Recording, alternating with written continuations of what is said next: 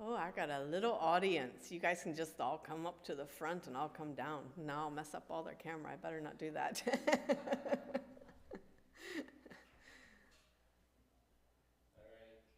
All right. Ready? Yeah.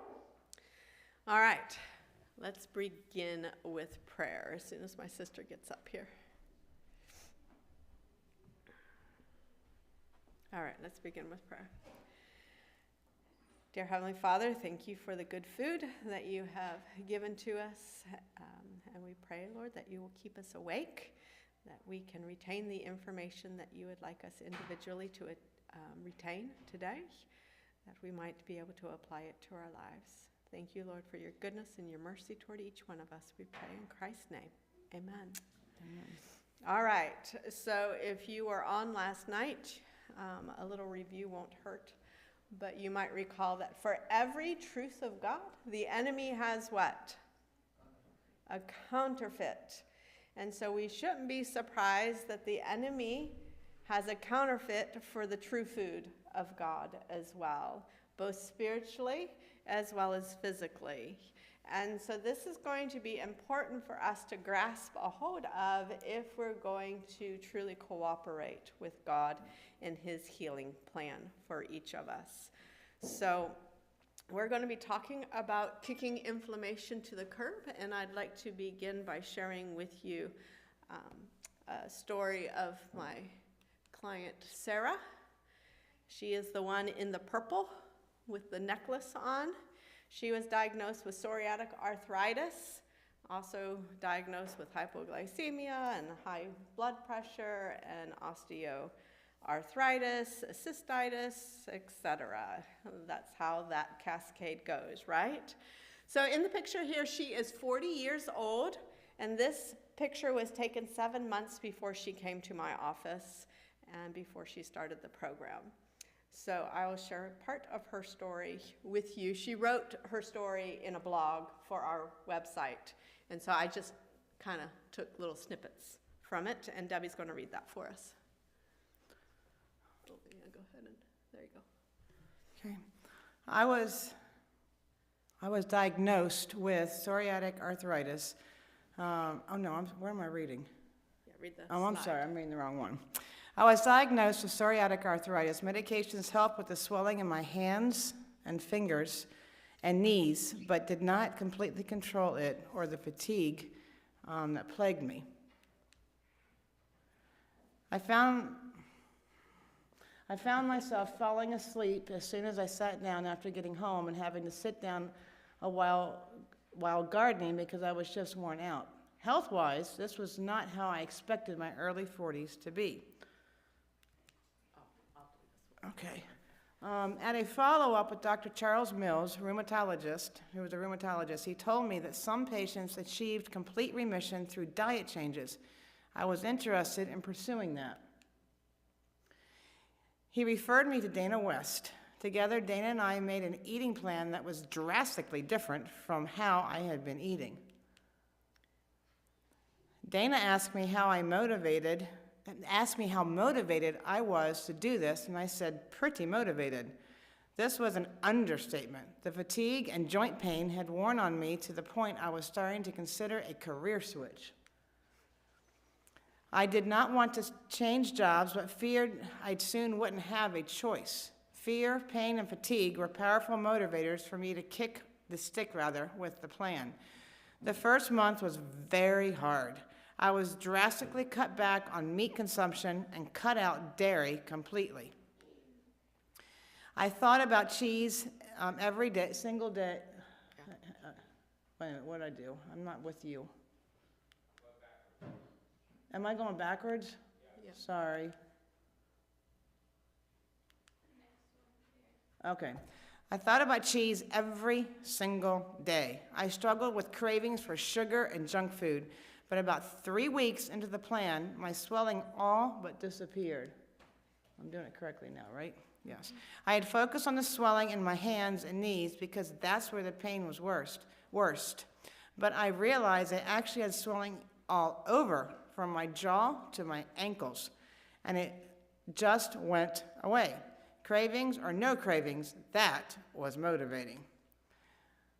The hunger and cravings lessened during the second month and now are completely gone. At the end of the second month, I noticed that my energy levels were higher than they had been in years. The only time I can remember having this kind of energy was years ago when I was doing high-intensity strength training and cardio workouts all the time.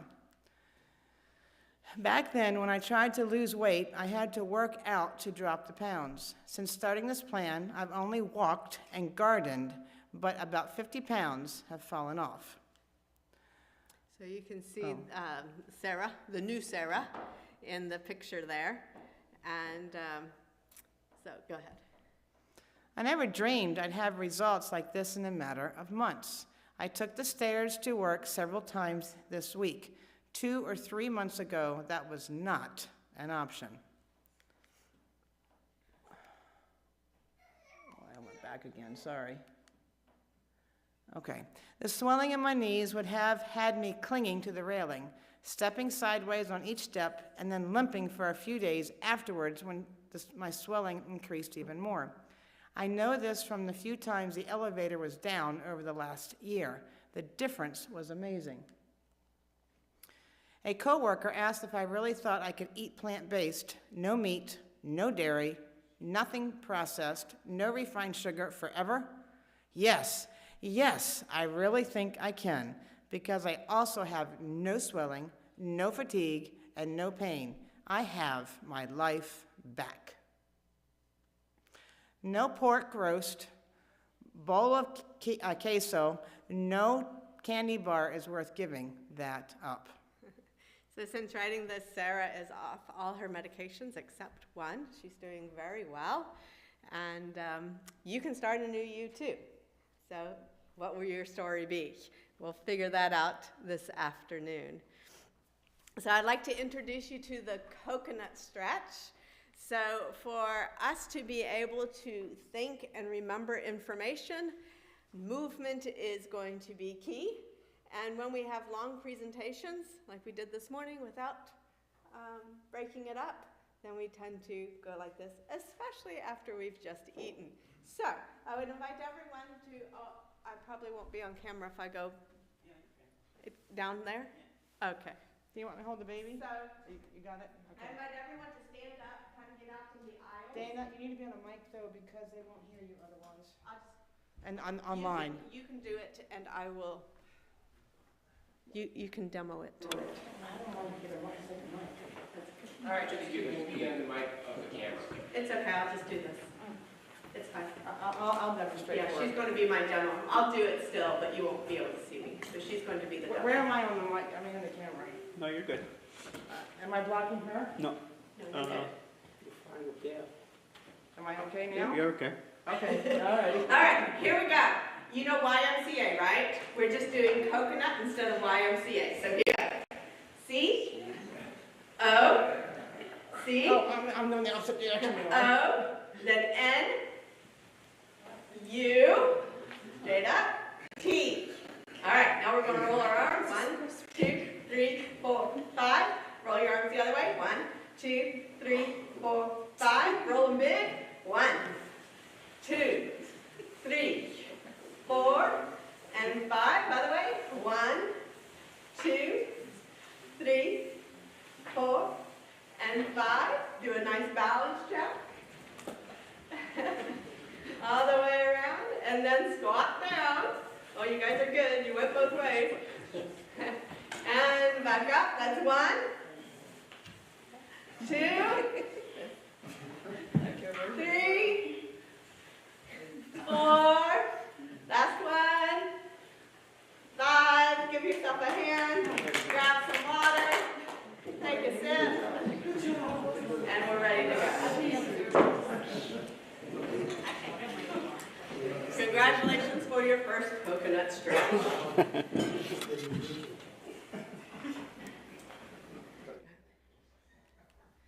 All right, so now we're ready to kick some inflammation to the curb and keep it there, not letting it come back, yes? All right, you can probably sit down now. I'll take it from here. I want to cook these for you. Oh, perfect. Okay. All right. How many of you remember Clark Kent? Yeah, he was that mild-mannered, unassuming reporter who worked for what?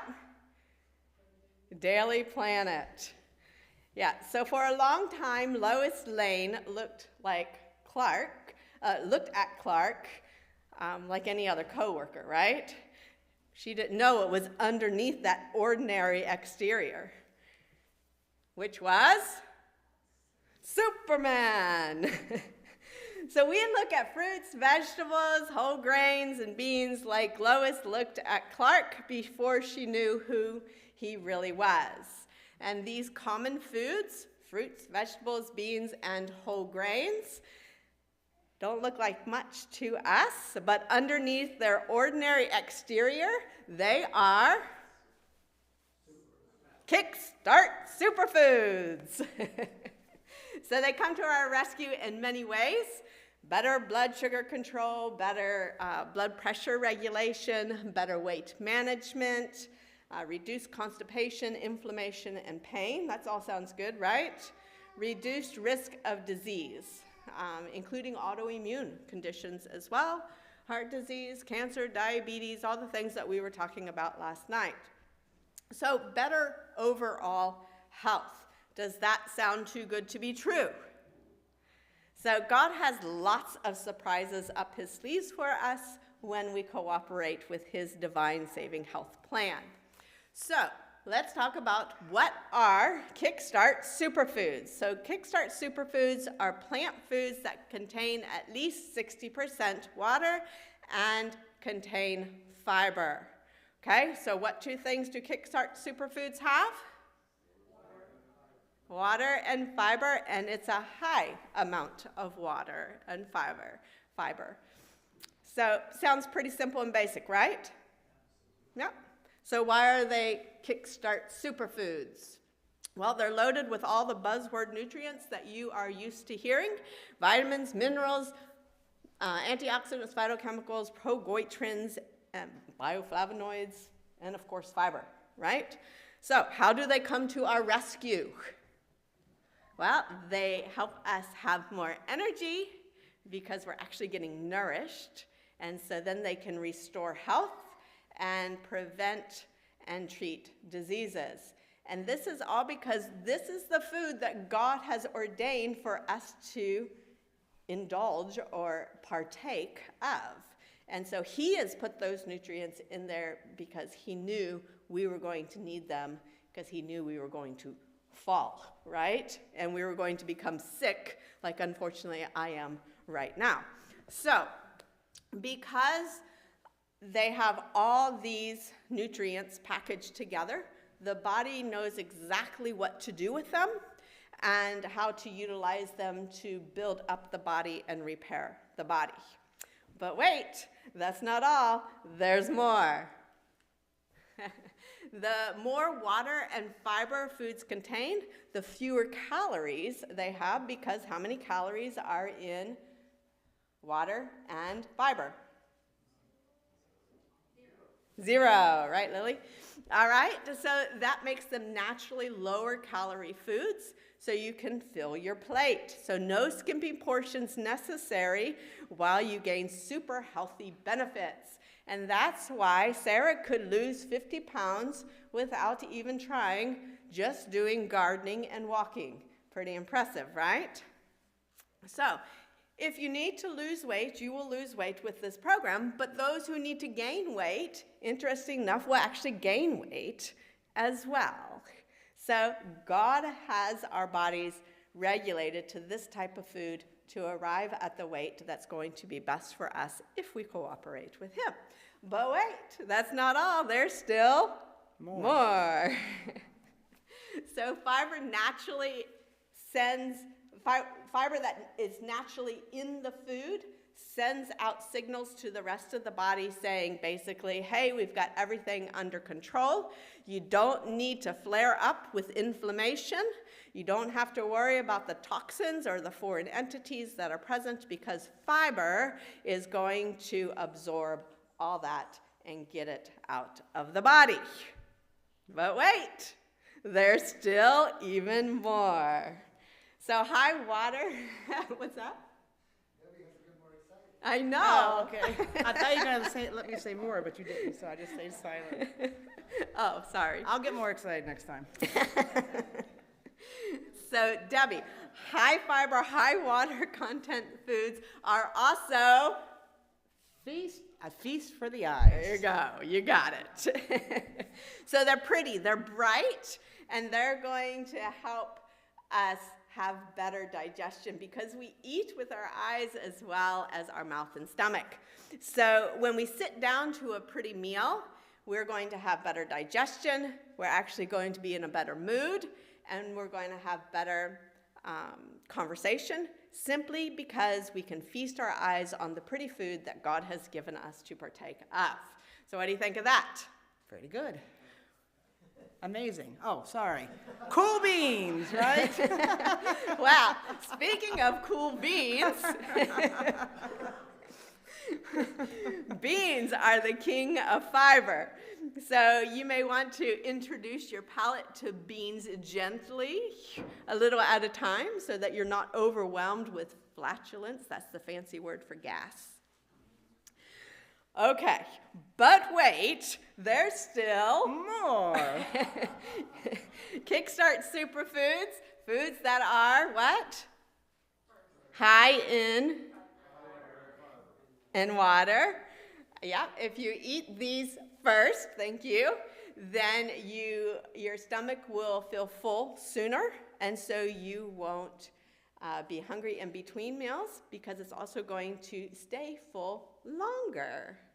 So you can go those recommended 5 hours between meals by eating Kickstart superfoods. So if you eat Kickstart superfoods at the beginning of your meal, then they're going to, oh, we already did that. No, I jumped the game. Go ahead. Okay, so Kickstart superfoods, Debbie, are the No fail, no stopping, game changers. when it comes to kickstarting a new you. We didn't practice. So,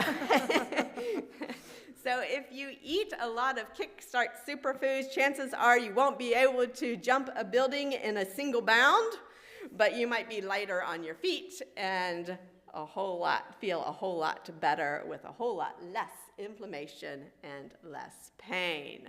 So once Lois learned who Clark really was, it changed her life forever. Now, we all know Superman was not real. But Kickstart superfoods are real. And once you see them for what they really are, then they're going to change your life forever too. Are you in? Amen. Are you ready to take the leap? All right, how about a coconut stretch? And which way do you start? Did I do it opposite? This way usually. Okay. Okay, everyone up and out of those seats for some redistribution of some blood. Are you ready? Here we go. C. O. C. O. N. U. T. One, two, three, four, five. Backwards. One, two, three, four, five. Big. One, two, three, four, five. Other way. One, two, three, four, five. And around. Balance check. And then down. One. And up. Two. And up. Three. And up. Four. Up. Five. Up one more. Six. And up. Natalie's laughing at us. She knows, right? Grab some water. Yeah. Really?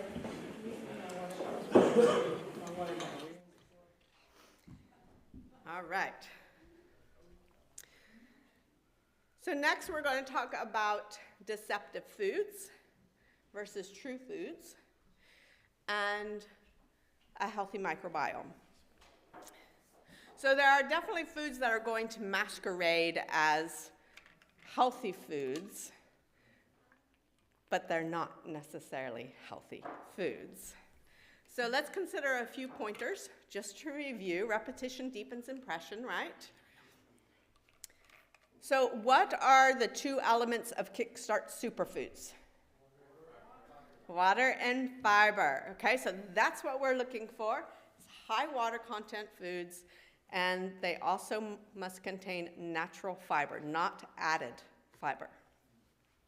So Kickstart Superfoods are the ones that come from the creator's hand in their natural state. They haven't been modified by man in any particular. And these are the ones that are going to come to our rescue to heal us. All right, so to help us be able to better tolerate foods that are high water, high fiber content foods, then we first have to understand that fiber loves water like pigs love mud. Gives you a picture, right? Picture's worth 1,000 words.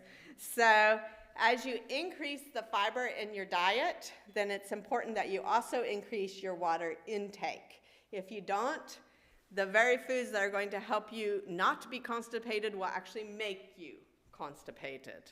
So we don't want that. So make sure that you drink water. How much water do we need a day? Okay, 8 glasses. Any other guesses? Depending on your weight. Half your body weight in ounces. All right, so we got lots of formulas out there, right? All right, so how many of you drink 8 glasses of water a day consistently? Uh-oh, not too many hands are up. How many of you drink 5 glasses of cups of water a day? Okay, got a few more hands. 4? 4, okay. 3, 2, 1, 0. Okay, well, I was planning to go up, not down, but so here's the thing. The best water for you to drink is 1 more than what you're already doing, okay? So try to get 1 more. When you can consistently do that, then add 1 more until you can consistently do that, with a minimum of goal of eventually getting your starting goal that you're working up to is 5, okay? So that's really kind of the bare minimum that we really need for the day. And then once you get there, continue to climb on, because it's important. Water, we're hugely made up of water ourselves, right? So we need to be replenishing the water that we're losing. And so you need 5 to survive, 8 to feel great, and 10 to rejuvenate. How's that? You got it? Okay, repeat it to me.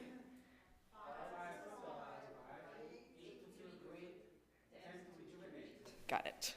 You're doing great. All right, so it's important, in other words, to stay hydrated. If you've got arthritis, guess what? You've been chronically dehydrated. Now, my sister here, she drinks lots of water. How many? Did you have your hand raised for the entire time? Yes. Mm-hmm. What is the best way to hydrate? I've learned this from her. I was not hydrating properly. Okay, good. Tell us. I was drinking a quart of water at a time, 5 times a day. So I was drinking a gallon and a quarter every day. But she told me I wasn't doing that correctly. So, Well, go ahead. Tell them. so she said that we can't absorb all that, so we end up flushing. And so I was flushing minerals out of my body. I've been trying to change. I've been on her program 2 years. But it's very hard for me to remember to drink frequently, because I would drink about every 2 hours. And nothing, and no, I wouldn't drink well, after I ate, I'd wait 2 hours. But in between meals, I was drinking, anywhere from an hour to 2 hours and guzzling water like a fish. But I wasn't absorbing all that water. So I was still dehydrated. I couldn't understand sometimes why my urine was not clear with all that water. So you need to drink theoretically, every 15 minutes. To take 2 ounces, was it 2 ounces every 15 minutes? If you can't do that, then take 4 ounces every half hour. If you can't do that, then the bare minimum is 8 ounces every hour. That's during waking hours, and not with meals, and not immediately after meals.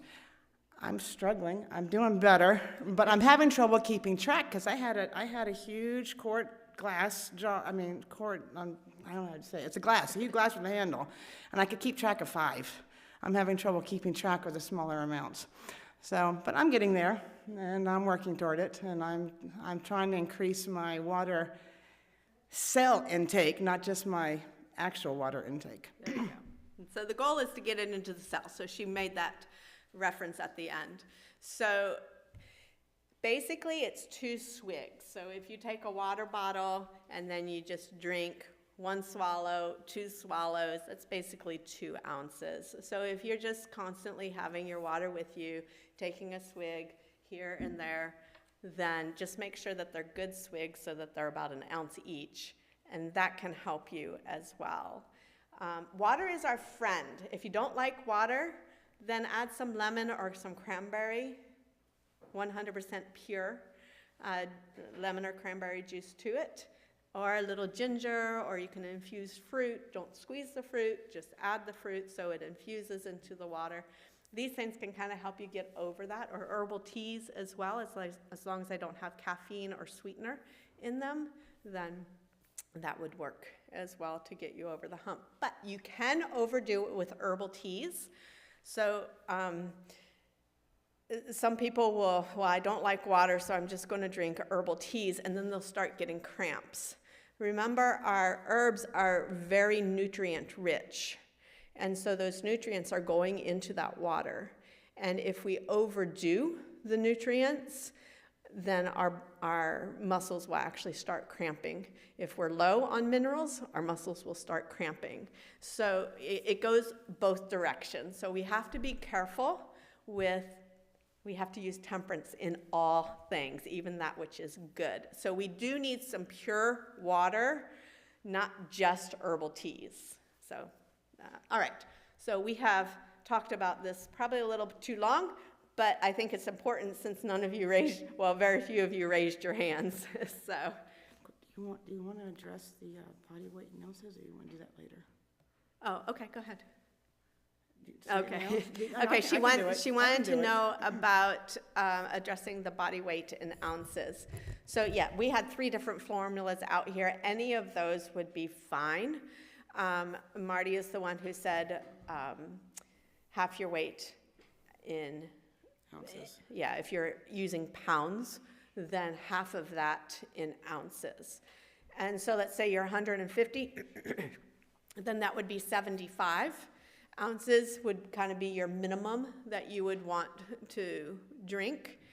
If, let's say, you're 400 pounds, then 200 is not. The equation doesn't work if you're morbidly obese. So we basically recommend like up to 100 pounds and up to 100 ounces.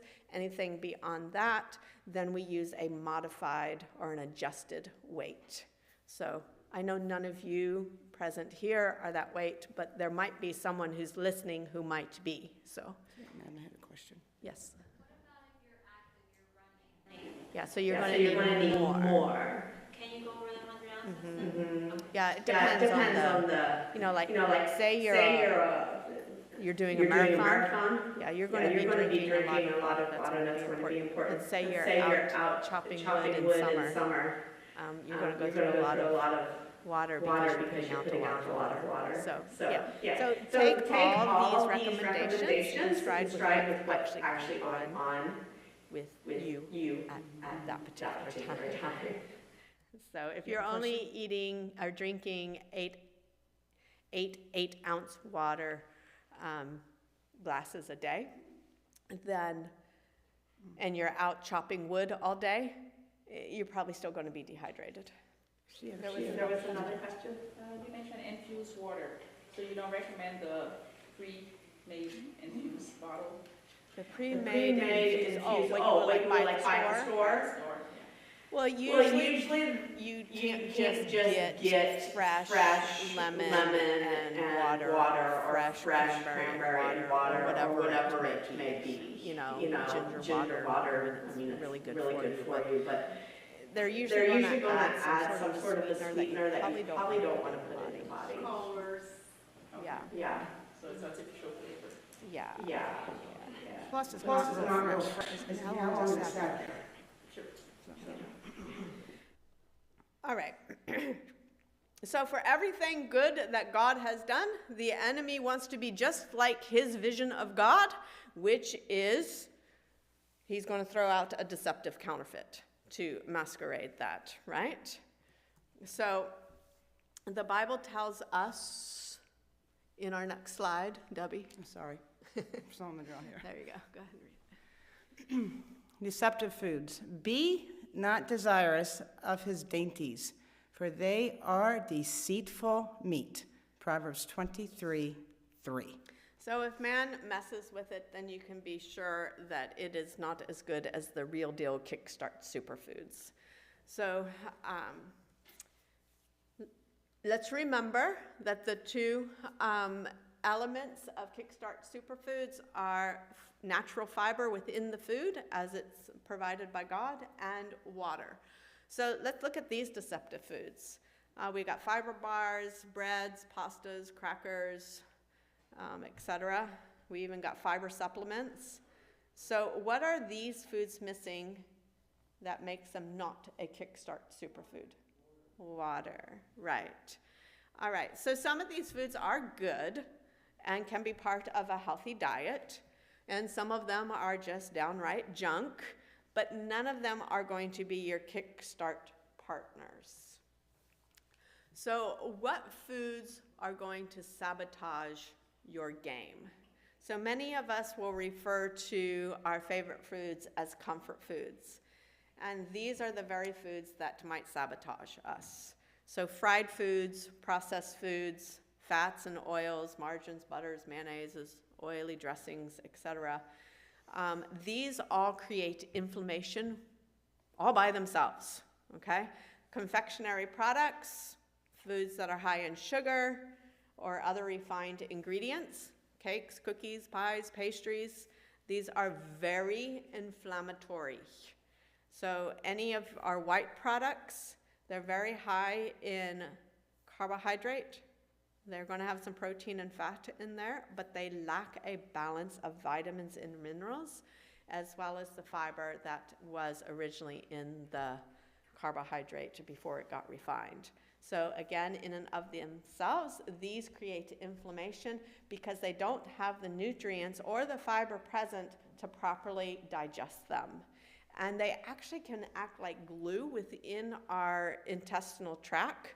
And so all those little hairs that we were talking about last night, the villi in our intestinal tract, when we eat refined products, those get matted down.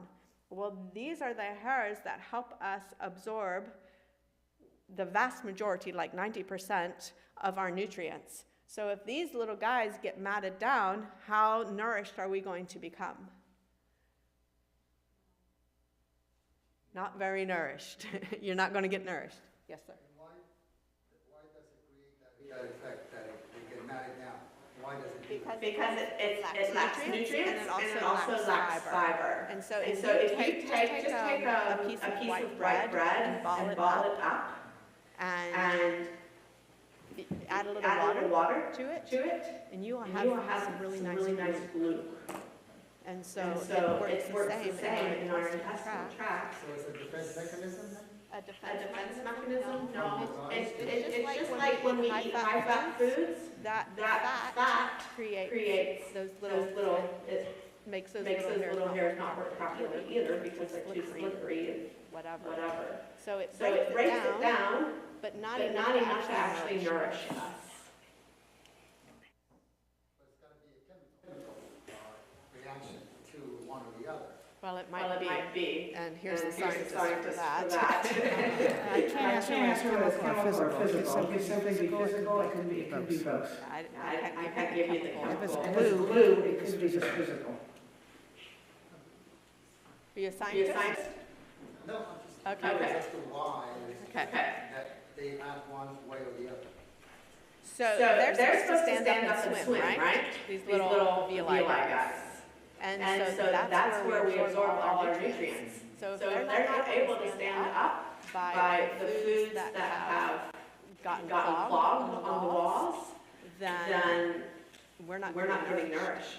And when we start declogging the intestinal tract, we start getting nourished again and start feeling really good. I have a comparison to this. So for, you think of a AC unit or a radiator. Okay, he says when you think of an AC unit or a radiator. You have the fins for the heat exchange. If the fins are crushed, you're not going to get as good of a heat exchange.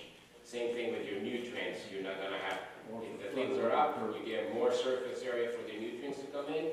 If they're down, you're not going to have as much surface area, so they're not going to be able to exchange as well. Okay, so sorry people online. I'm not sure I can repeat all that, but surface area, basically, and the intestinal tract is very long in terms of itself, but then it has enormous surface area because of these little hairs. And so the radiator, you're saying, okay, go ahead.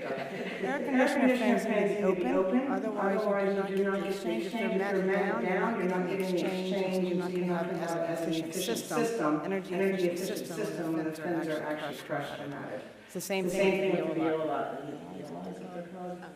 Villi. If they're matted, they're not going to be able to get the exchange that you need. All right, so all the mechanics, you've got that picture, and we've got the picture, and hopefully you do too.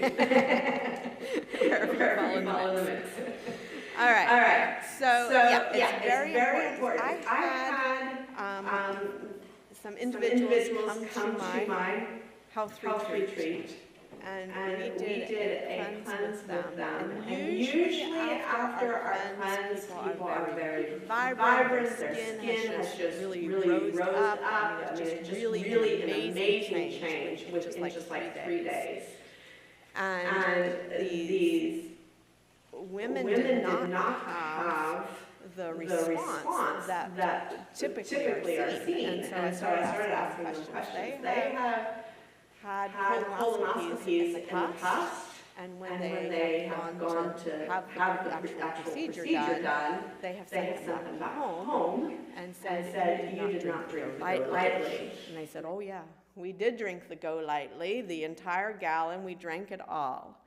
And well, you're not cleaned out. So this is how compacted those walls can get to where they can't even do a colonoscopy. So both these ladies, we sent them to get a colonic to basically blast it out. And after the colonic, they had that rosy look.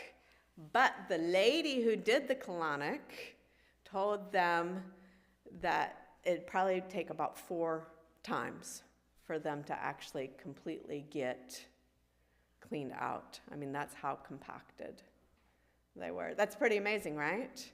Yeah, we don't want to be in that state. And so you can understand why these ladies were sick, because as all they were absorbing were toxins. Yeah, not a pretty picture. Right. They're adding weight, yeah.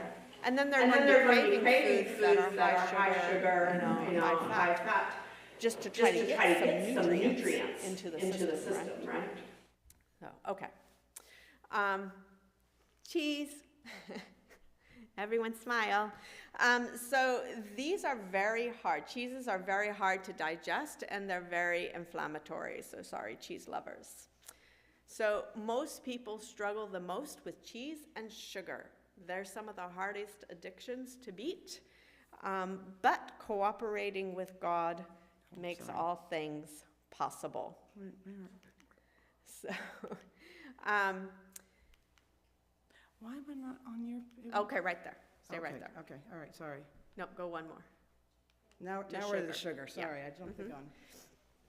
Okay, so as Adventists, you might not eat a lot of meat, but as Adventists, you might eat your fair amount of sugar. Now, I heard someone say there wasn't any dessert today at potluck. So that's pretty impressive. I will congratulate you. So you're not the typical Adventist church. That was most atypical today. Oh, well, you didn't have to say that, Debbie. You know, I went to a dentist, and I said, and he asked me, once he realized I was a dietitian, he says, what's the worst food that you can eat? And without hesitation, I said, sugar. And he was, oh, okay, why do you say that? And so we talked about that a little bit. And he said, I have a friend who's a missionary in Africa, and if she goes 6 hours into the jungle, she stops seeing cavities. But anything before 6 hours, the people have diseased mouths because they're willing to walk that distance to get the sugar. Isn't that interesting? So we can wipe out, sorry if there's a dentist here, we can wipe out the dentist industry if we just stopped eating sugar. I know it's not going to happen. Your jobs are secure if you're a dentist, but we don't have to be like that, right? We can have all of our teeth until we're old. How many cavities do you have, Debbie? Ever? All right, there you go. Well, that was in the mic. I've She I've did. had 0 cavities. 0 cavities. She did, I don't know about now, but she didn't used to. Growing up, she did not like sweets still don't. at all. So she's the testament to that. All right, but sugar itself is very addictive. And people have said that it's as addictive as heroin. And it's also very inflammatory. It's very toxic to our system. So it has carbohydrate, and that's the only nutrient that it has. There's nothing in it to digest it. And so the body has to pull from somewhere else in order for it to actually be processed through the body. And sugar feeds bad bacteria. If you want to have a healthy microbiome, avoid sugar. It's very, it's going to feed the bad bugs, and it's going to make the good bacteria neutralized. So in other words, it's bad, bad. There isn't a good side to it. All right. So what is sickness and disease? We went over this last night, but it's good to review. Repetition deepens impression.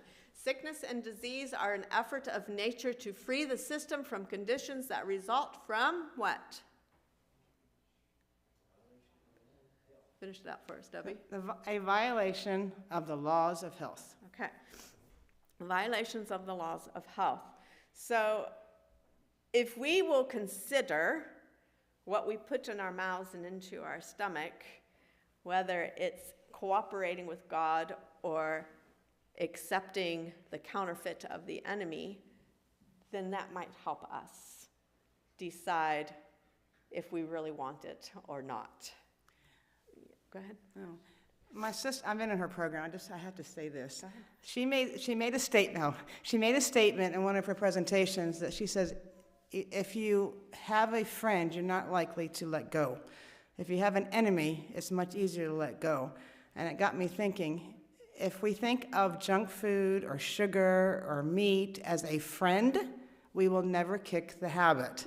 If we think of it as an enemy, and this could go for tobacco or coffee or whatever. If we think of it as an enemy, we will think of it in a totally different light. And that just made a very deep impression on me. We've got to change our mindset to appreciate the good and to actually not like the bad. Choose. We got to choose. It's a choice. It is a choice, but your mindset does help. Yeah, and so when we think it's a treat, when we think, oh, a little won't hurt, well, Eve only had a little of the fruit, right? So if we start hanging around the tree, we'll probably partake. And so once we decide, I'm not going to have any of that, and in my testimony, I shared with you, I committed my food to God for an entire year. And that was huge because I had tried to do it on my own. It should be easy, right? That's what we think. Well, it's just food, who cares? But no, food is very powerful. It has a strong grip on us. And so we need God's help to be able to actually view the food as an enemy. And it takes time, so give yourself some grace. Live in grace space. So that, okay, Lord, I didn't quite do what I had intended to do. And so this was the situation. Talk about it with God. Make a plan for the next time. And then you will be able to have more, you'll at least think about it. You might not do it, right? But you're thinking, and eventually you will do it if you're serious. So, God doesn't expect us to be perfect, right? So we need to give ourselves the same grace that he gives to us as well. And okay, I'm ready to continue to try. And so after 3.5 years, God gave me all the strength that I needed. And he also gave me a very precious gift that was unexpected. 2 precious gifts, really. I went on a spiritual journey with him that has made me and the program what I am today. But also he gave me my daughter. I was told by 2 different doctors I would not have children. And God got to have the final word on that. So whatever we eat is going to be broken down into single nutrients that fuel our cells and the building blocks of our bodies. And so when we take in something, it's going to be broken down. It's either going to help build up the cells or it's going to break them down depending on what we're eating. So we want to think on the cellular level and what's going to help nourish, hydrate, as Debbie was talking about earlier, our system. So if the cells get sick, then we're going to be sick, right? The whole body's going to be affected by that. So sugar also makes the blood thick. And then the blood has a hard time getting to the small vessels. So our eyes, our ears, our fingertips, our toes, all these little cells are going to be compromised. And so the eye doctor might be able to see diabetes before your general practitioner can see diabetes. Also, you might have heard that our gut is our second brain. Anyone heard of that? Mm-hmm. So we have almost as many neurons or brain cells in our gut as we do in our brain. That's pretty impressive, right? So there is this intimate connection between the gut and the brain.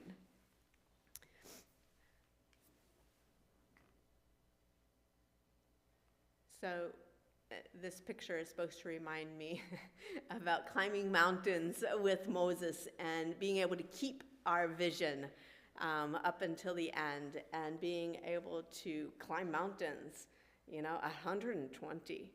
I'll give you a testimony, not that this gentleman has been any picture of the health message, but he's worked hard all of his life, and it is my father-in-law. He is 95. He's 95. We were just out to visit him, and I'll show you what he does. So he loves animals, and so nothing stops him when he sees animals. So he saw a dog, and he immediately just went down like this and started petting the dog, and then able to get just right back up. 95 years old, nothing to it, no big deal at all. Yeah, I want to be like that. That's awesome, right? So, and he doesn't wear glasses either, does he? He does wear glasses, he just never actually wears them? Okay, but he has glasses. Okay. What about oils? So oils are very concentrated, right? So you start out with an olive or you start out with a nut and you press the oil out of it. And so once it becomes an oil, the only nutrient that you're retaining is the macronutrient of fat, and you have some vitamin E in there as well. So everything that was in the olive or the nut or whatever else you're pressing out is gone. But what about if it's been sprayed with pesticides? Well, most pesticides are broken down with oil. So they will be concentrated in the oil. So if you're going to use oil, then at least try to have it to be organic oil, if you can afford to do so. But overall, use oil very sparingly. Yeah, we'll leave it at that. It's always better to get the olive versus the olive oil, right? So better to have the olive than the olive oil, because you're going to get all those nutrients and the fiber. There's not going to be a whole lot of water, but you get everything else that's going to be in there. And so try to eat your fats in their natural state as much as possible.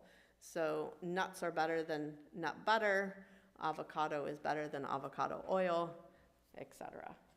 All right, so since we're on fat, we'll talk about the good, bad, and the ugly. And here's the ugly. Fried foods. So they're tasty, but they're dangerous, right? So once a food gets to high temperatures, it actually becomes carcinogenic. So whether it's zucchini or whether it's a potato, such as a potato chip or fries, or like breaded and fried zucchini, these have gotten to a very high temperature, and so there is a chemical reaction, and that transforms it, and it becomes carcinogenic. That means cancer forming.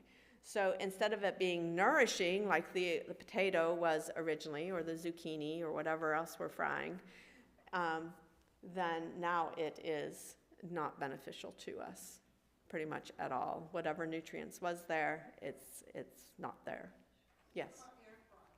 What about air fry? So it depends on the temperature of the air fryer. So when air fryers first came out, you could regulate the temperature, and so it was very, very high heat, and so it was cooking them very quickly. What that creates is called ages. It's advanced glycated equivalents or something like that. That might not be the exact terminology, but AGE.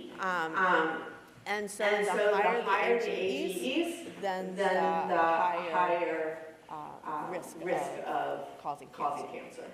So boiling, again going back to the water, right? The more we have the moist food, the better off we're going to be. So, yeah. So let's talk about carcinogens for a moment. Carcinogens is something that increases your risk of cancer. So we all know that tobacco is a carcinogen, right? Everybody knows that. Even those who are smoking know that there's a warning label on there that this could be linked to cancer. Okay? How long did it take for the cigarette company how long did it take this country to put that warning label on our cigarettes? Yeah, how many years? It was 50 years. 50 years. Lots and lots of deaths in the meantime, right?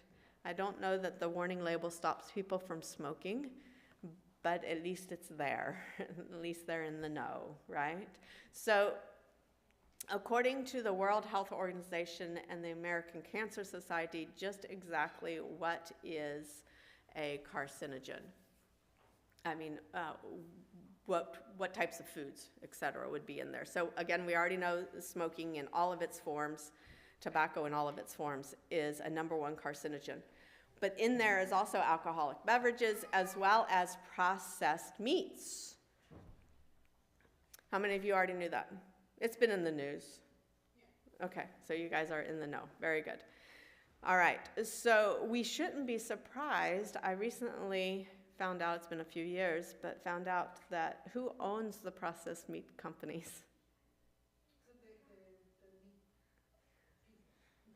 No, it's the tobacco people. Interesting. So they're in the business of toxifying all of us, right? One way or the other. So the processed meat doesn't have a label on it yet.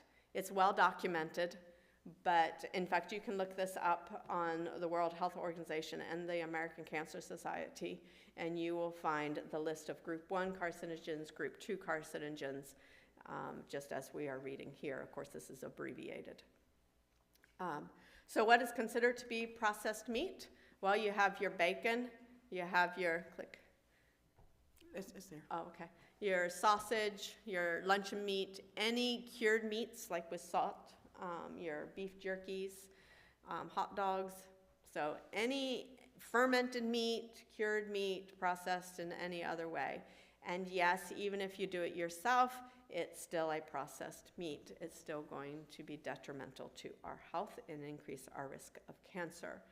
So it doesn't matter what kind of meat it is. It can be fish, it can be beef, it can be poultry, you name it, game. It's all processed meat. And then number 2 carcinogens are your red meats. So your beef, your pork, your lamb, goat, Okay. horse. These are all probable carcinogens associated with colorectal cancer. All right, so when it comes to flesh food, all of them are inflammatory, and all of them are going to increase our risk of disease. So if we want to have a good microbiome, again, these are not going to be our best friends. Definitely the plant foods are going to be feeding our healthy, our good bacteria, and animal products are going to promote the growth of the guys that we don't want, the bacteria that we don't want in our gut. And we're finding a lot out about worms now and bacteria and things like this. So we're now linking, the medical society is linking a microbiome and too much of the bad bacteria with arthritises, with diabetes, with brain mental health conditions. So there's a lot of research coming out about these microscopic worms, if you will, and I could show you videos that will get your attention. We're not going to do that this time. We're just going to skip right over those. So meat might be tasty, but it's going to come with a price with every bite. So God has something better for us, and if we really want to follow his plan, then we would need to follow his way of preparing the meat, which is without 2 things. What are they? Blood and fat, right? And so can you get meat at the supermarket without blood and without fat? You can't. So God has something better for us. And this is why he's called us to focus on plant foods and to eat these, because they're part of the original diet. He's radically changing our diet so that we can have that good microbiome, so that we can have that good brain function, and we can communicate with our Creator in these last days of the crisis, the final crisis of this world. So we can prevent, we can even reverse disease with what we put on the end of our fork. Someone asked about eggs. We'll go over eggs very quickly. The fat and cholesterol found in eggs can be harmful for diabetes, for heart disease, and it actually is known to promote prostate as well as colorectal cancer. So about 60% of the calories in eggs are from fat, and much of that is saturated fat. And they're loaded with oxidized cholesterol, which I talked about earlier, because we have all these, I think that was last night actually, we had all these little holes in the shell of the egg, making it porous.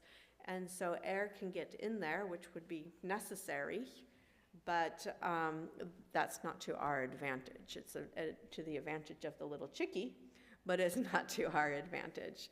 So there's actually double the amount of cholesterol in an egg as compared to a Big Mac. So Big Mac is known for the high cholesterol, right? But what about the egg? Well, people say it has cholesterol. They know it has cholesterol, but is it really that bad?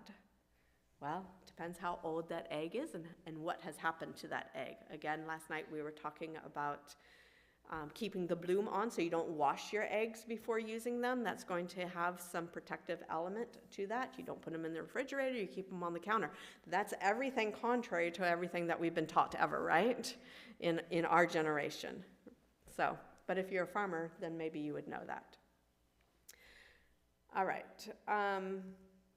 What about dairy? Let's talk about dairy for a little bit. So we skipped a few. Okay, good. So humans are pretty much the only ones who do not wean off of milk after babyhood. In fact, we make it worse. Instead of continuing on human milk, then we choose cow's milk. And the cow is very different from a human. It grows very quickly, right? Within a year, it is an adult. And humans were 18 years getting to adulthood. So, the calf needs all the extra calcium, it needs the phosphorus that's there. The milk is made for a cow, right? It's not made for a human. And when we try to have the human drinking cow's milk, then the risk of diabetes, type 1, goes up dramatically because the bovine serum albumin looks very similar to the beta cells of our pancreas. And so the body starts attacking the bovine serum albumin. It then can start attacking what's very similar to it, which is the beta cells. And now you have type 1 diabetes. But it can also be connected with Alzheimer's disease and our autoimmune conditions, especially asthma. What about osteoporosis? Drink milk, it's good for the bones, right? You won't see those advertisements anymore because there is too much research out showing the opposite. And so you won't see advertisements specifically saying that milk is good for the bones anymore. They'll be sued. So those who drink milk, might be the next slide actually, yeah. Those who, wait, one more, okay. It's kind of small, you might not be able to read it there. But milk consumption during teenage years actually increases the risk of hip fractures. And so there's, again, lots of studies showing that there is a negative correlation between our bones and milk. So the more milk consumed as teenagers, the more bone fractures they experienced as adults. All right? So milk is not good for the bones. We can conclude that. What can we have in place of? You have to click it twice. In place of, there you go, dairy. There are lots of alternatives, and they're not too bad. When dairy alternatives first came out, I don't know if any of you guys ever tasted them, but they just didn't quite cut it. They were pretty sorry. But the ones on the market are much better now, and so you can choose one that you like. And we will often make our own as well. Cashew milk is very easy to make. Almond milk can be a little more time consuming, but it's good as well. Almond milk for me is the most easiest because I just, soak it overnight, put it in the blender, put the water, and strain it. That's it. Put a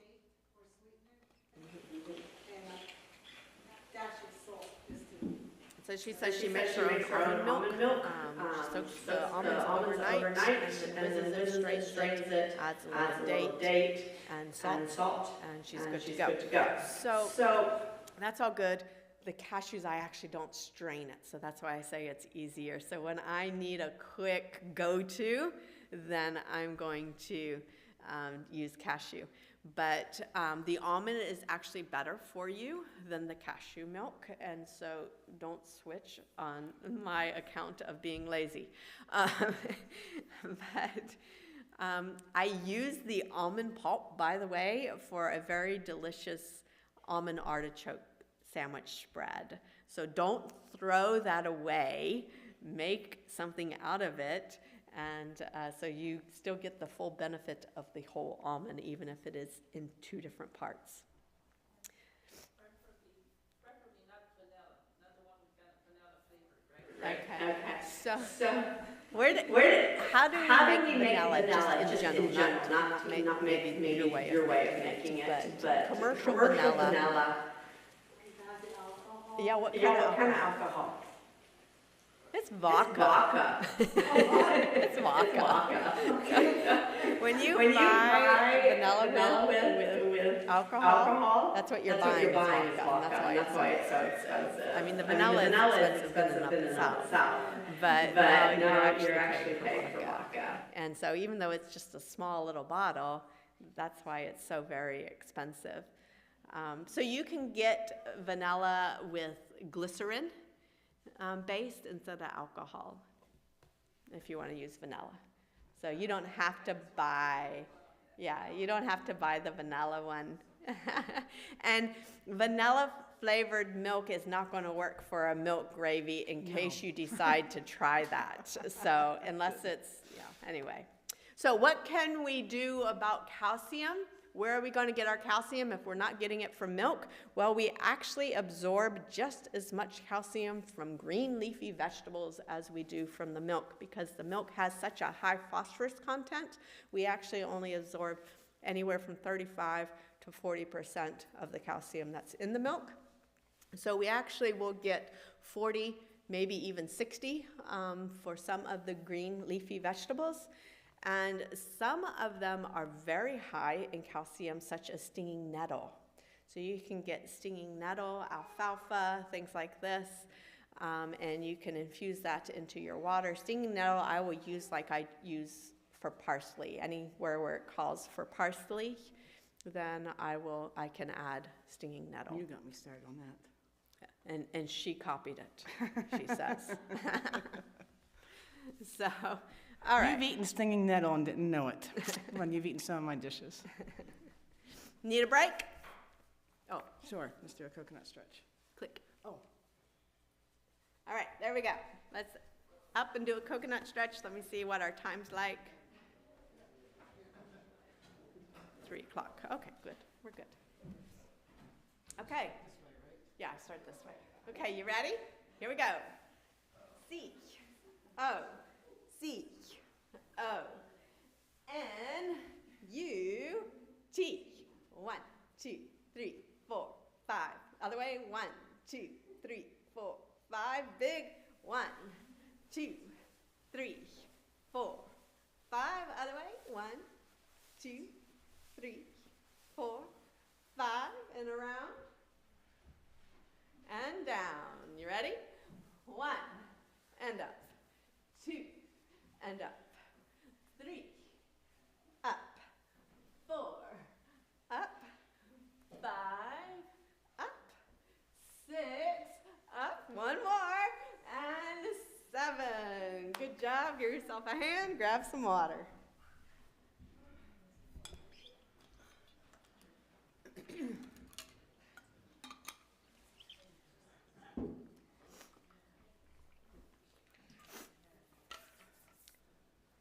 All right, you want a little quiz? All right, here we go. Which one of these, brown rice or whole wheat bread, is your Kickstart friend? Brown rice. You guys are good learners. All right. And why not the bread? It doesn't have the water. That's right. There you go. All right. All right. What What about about? I'm trying. There we go. There we go. chips versus broccoli? Broccoli. Veggies. So when it's put right in front of us, it's obvious, right? Don't raise your hand, but how many of you have been, oh, well, it's veggies. I'll buy some. And then, yeah, you don't have to admit it. But this is the thing. Potatoes are veggies too. Corn are veggies too. Right? And so it's marketing. And so we don't necessarily know what these red things are, but when it's put right there in front of us, it becomes very obvious. And so if it's processed by man, it comes in that wrinkly, noisy bag, it's not our friend. You know, man has added their deception to it by the inspiration of the enemy, and it is a deceptive food. And it's dehydrated. And it's most likely fried or completely disassembled and packed together with sort of a commercial edible glue. Right? All right. How about this one? All right. We've got oatmeal versus granola. Welcome to Seventh-day Adventist here. We love granola. Oatmeal's the winner. Why? Water. Okay, water. So what about granola? We make it ourselves. How much sugar do we put into it? She says, It's heated. and what? It's It's heated. Yeah, so it's heated. So you have usually oil and lots of sugar added to granola. And that sweetener, Adventist, you might put in maple syrup, or you might put in honey instead of brown sugar, or Debbie she makes hers with dates. So it's going to take some time to adjust the palate, right? If you go from commercial granola to Debbie's granola, you're going to say it tastes healthy. And I bake mine in a very low temperature, so I don't have those AGEs. But it's different. It's very different. So for commercial granola, you're looking at a minimum of 200 calories per quarter cup. Quarter cup is your hand closed, fingers through the palm. That's a quarter cup inside there. And not much granola. That's not going to fill you up for very long, right? So hands down, cooked cereal is going to be better. All right. Americans, we eat a lot of bagels for breakfast. If we eat breakfast. And we might put some cream cheese on top of that. So I really should have something that's cheesy, like apple with some nuts or something on the other side. Anyway, so which one of these? You've got a porridge with some fruit and a fruit topping versus a bagel. Okay, right. You guys got it. Porridge. And we only make it worse if we do like chocolate chip or something like this for the bagel, right? All right. Now many of us are tricked, deceived by, I can have a blueberry, this one's cinnamon raisin bar that's healthy, and it's fiber. We got flavor and fiber. That's really good, right? I can grab and go with that.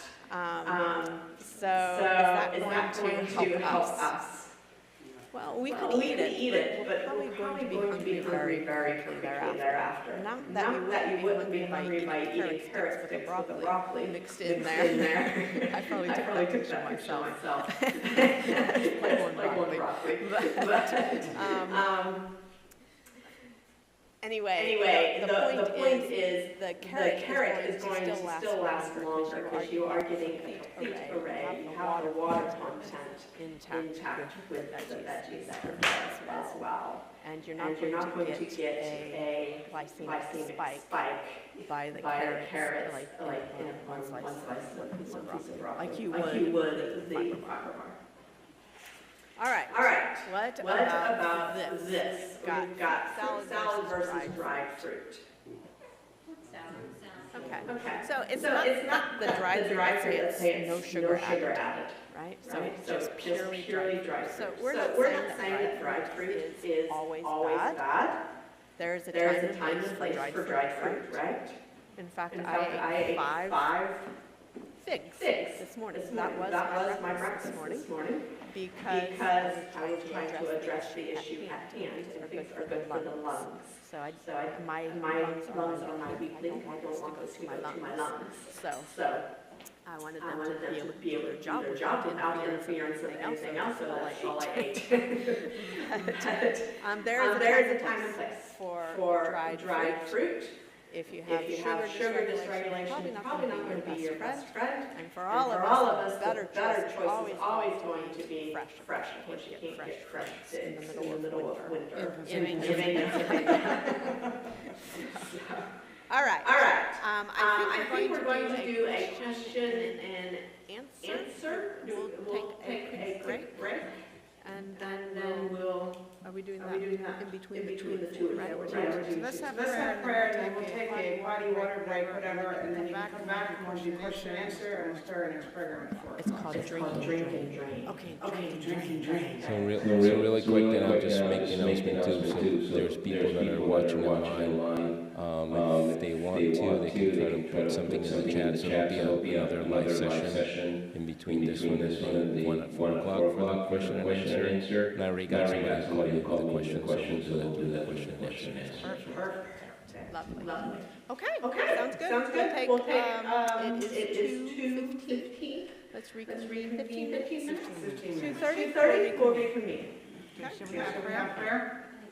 Let's bow our heads for prayer. Dear Heavenly Father, thank you so much that we can be here. We may be small, but you have already started good things with a small group of people, and you've grown it tremendously. So I pray that we will take the knowledge that we're getting here and be able to apply it in our own lives, and from the fantastic results that you give us through your healing power, that we can spread the good news to others as well. So make us your embassies to a better health and a better life, both spiritually and physically, is my prayer in Jesus' name. Amen.